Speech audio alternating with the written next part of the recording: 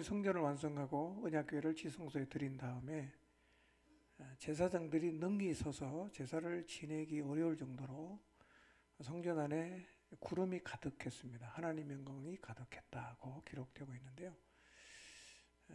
그냥 의례적인 행사가 아니라 정말 우리가 하나님의 깊은 임재와 은혜를 누리는 그런 예배가 되도록 여러분이 한 주간 많이 기도해 주시기를 바라고요.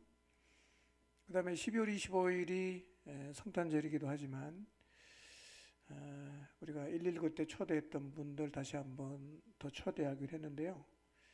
에너지가 제가 느낄 때는 잘 안 모아지긴 합니다.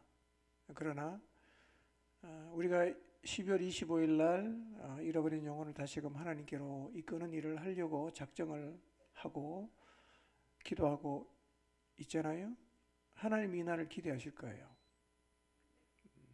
또 새로운 마음으로 12월 25일을 생각하시고 어느 날이든 영혼이 죽게 돌아와 구원을 얻을 수 있다면 하나님이 너무나 기뻐하시고 좋아하십니다. 그래서 12월 25일 다시 119를 준비하듯이 마음을 모아서 여러분 하나님 말씀이 진리라고 하면 믿지 않는 사람들 그렇게 살다가 덜컥 죽으면 영원한 멸망을 가지 않습니까? 간 뒤에는 후회도 아무 소용이 없어요. 살아있을 때 대화가 될 때 그때 우리가 생명을 얻는 예배의 자리로 초대하는 것은 굉장히 의미가 있다는 사실을 여러분 꼭 잊지 마시고 그날 기도하시면서 정말 구원이 필요한 영혼들 있다면 예배 자리에 초대하시고 하나님께서 그날도 역사하셔서 그 영혼의 마음을 움직여 주시고 구원의 자리에 꼭 서게 되기를 기도하시기를 바랍니다. 집중이 안 되는 게 이게 영적 공격이에요. 집중하셔야 됩니다. 이 주의가 자꾸 산만해지고 마음이 안 모아지고 이게 그냥 그렇게 되는 게 아니거든요. 제가 하여튼 좀 출타를 많이 해서 죄송한 마음이 있는데요. 제가 떠나 있지만 하나님께 집중하려고 굉장히 노력을 합니다. 아침에 일어나면 성경 읽고 기도하고 그리고 어쨌든 주님에게 계속 집중하기 위해서 노력하고 있는데요. 여러분 모두도 하나님에게 좀 집중하시고 기도가 돼야 돼요. 깊이 있게 기도되고 또 하나님 앞에 그냥 앉아서 하나님만 이렇게 마음에 다가오고 느껴지는 경험을 우리가 해야 돼요. 너무 이렇게 분주하다 보면 앉아있어도 기도도 안 되고 그냥 훌쩍훌쩍 지나가는데요. 하나님 앞에서는 깊이 있게 우리가 교제를 해야 되고 깊이 있게 하나님이 마음속으로 다가와야 됩니다. 갈망하시고요. 산만해지지 않도록 특별히 남은 기간 여러분 주의하시기를 바랍니다. 오늘 말씀은 읽으면 오늘 낮 시간 말씀이 좀 생각이 나십니까? 오늘은 빌립보 교회가 바울에게 하나님이 주신 제물을 흘려보냈는데요. 바울이 그 이야기를 하면서 흘려보낸다는 것의 의미를 이렇게 쭉 말씀을 해주고 있습니다.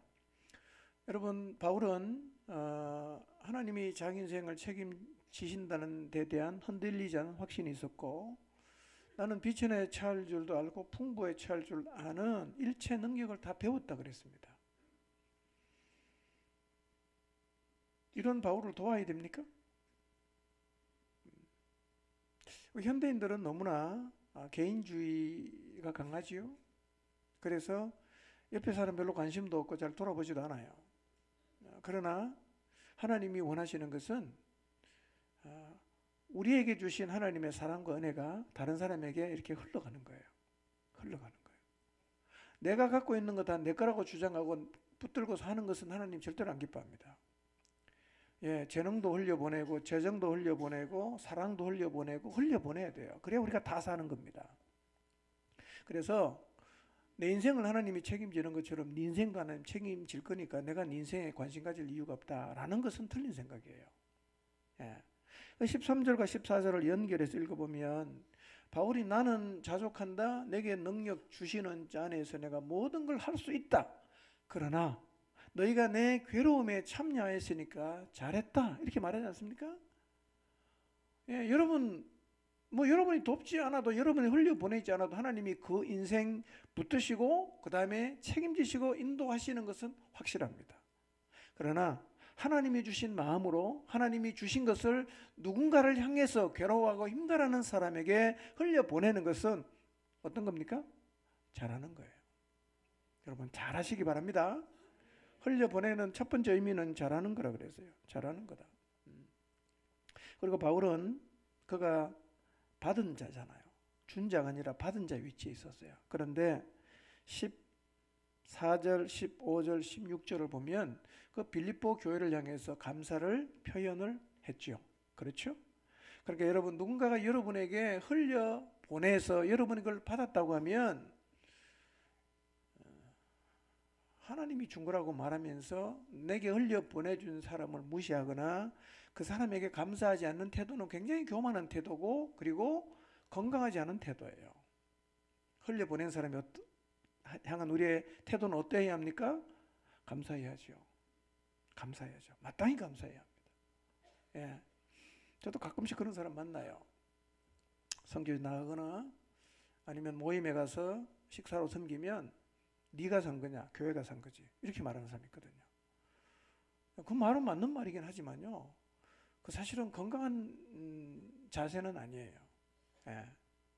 그러니까 말은 옳지만 그렇게 하면 굉장히 삭막해지지 않겠어요? 그렇게 하면 선순환이 끊어집니다. 우리 다 인간이지 않습니까? 여러분이 힘들게 하나님이 주신 감동에 내 쓸 것 안 쓰고 흘려보내줬는데 난 니한테 감사할 거 없다, 하나님이 준 거다, 이렇게 말하면 다음번 흘려보낼 수 있는 길을 끊는 거 아니겠어요? 그런 태도는요, 은혜가 흘러가는 것을 턱턱 막히게 하는 겁니다. 줄 수 있는 것도 감사한 일이지만 받는 것도 감사한 일입니다. 바울이 3절을 하례에서 설명하지 않습니까? 너희가 내 괴로움에 참여했으니까 잘했다. 마게도니아에 있을 때도 너희가 도와줬고 데살로니가 있을 때도 2번이나 나를 도와줬다. 고맙다. 이렇게 말하지 않습니까? 두 번째로 흘려보낸다는 의미는 뭐라 그랬어요? 17절과 19절을 보면 흘려보내면 하나님이 갚아줍니다. 흘려보내면 채워줍니다. 우물을 생각해 보십시오. 우물은요, 퍼낼수록 더 많이 나옵니다. 퍼낼수록 더 깨끗해집니다. 아낀다고 가만두면 그 물 못 먹어요. 쓸 수가 없어요. 우물 그냥 망치는 겁니다. 여러분, 고갈될 걸 걱정하지 마시고 하나님이 감동하시고 도전하시고 말씀해 주시면 기꺼운 마음으로 순종해서 흘려보내며 살아가시기를 바랍니다. 받는 것도 감사하지만 사실은요, 주는 게 더 복입니다. 아멘이죠? 주는 게 복이에요. 저는 잘 섬기는 사람을 좀 보거든요. 잘 섬기는 사람. 하나님 채워주더라고요. 잘 섬기는 사람. 여러분, 쌓으면 도둑이 달려듭니다. 쌓으면 녹이 썰어요. 흘려보내면 하나님이 마르지 않은 샘처럼 계속해서 허락해 주십니다.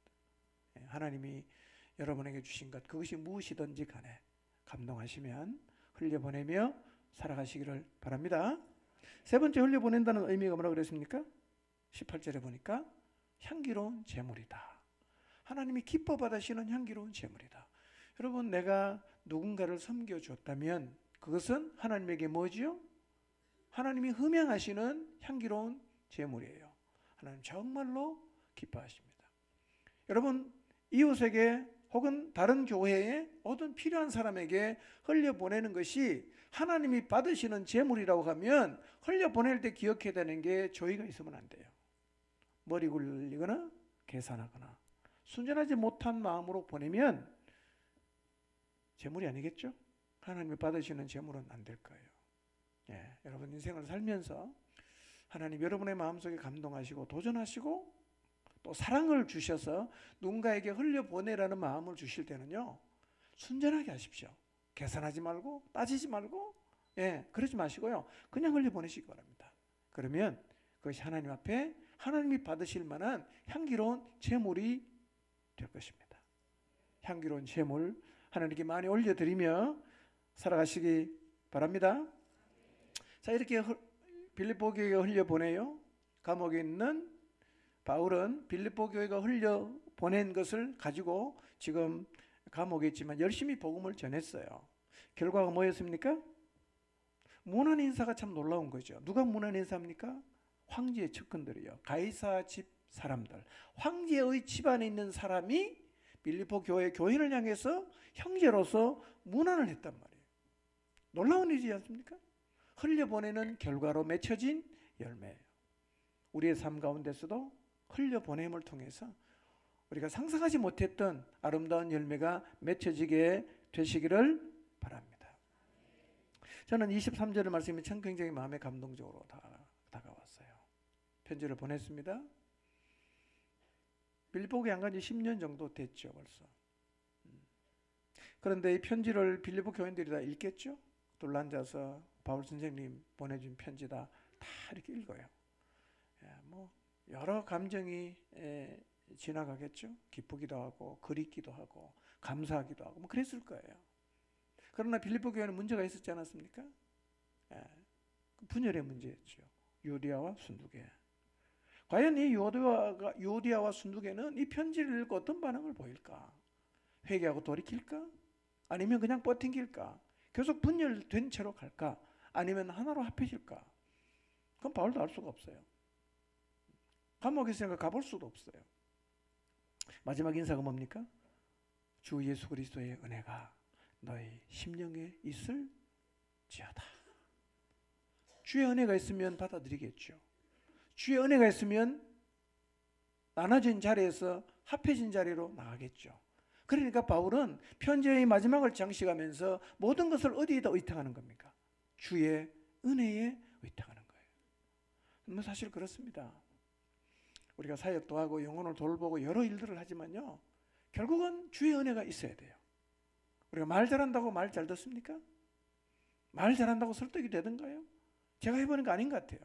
은혜가 있어야 돼요. 하나님이 은혜를 주셔야 변하는 것이고, 하나님이 은혜를 주셔야 회개하는 것이고, 하나님이 은혜를 주셔야 돌이키지요. 뭐 시스템이 아무리 좋고 뭐 어떤 걸로도 안 돼요. 우리에게 정말 필요한 게 뭐냐? 주의 은혜입니다. 주 예수의 은혜가 우리 모두의 심령에도 함께 있기를 주님의 이름으로 축원합니다. 기도하겠습니다.